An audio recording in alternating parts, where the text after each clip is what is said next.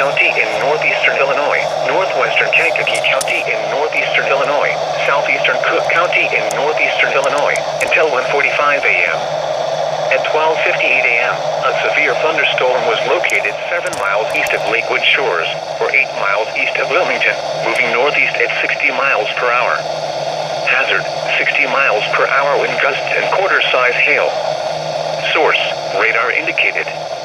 Impact, hail damage to vehicles is expected. Expect wind damage to roofs, siding, and trees.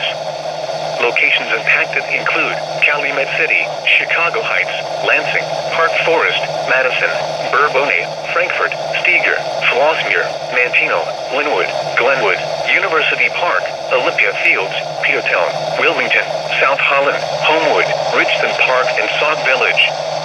Including the following interstates: Interstate 57 between mile markers 317 and 341.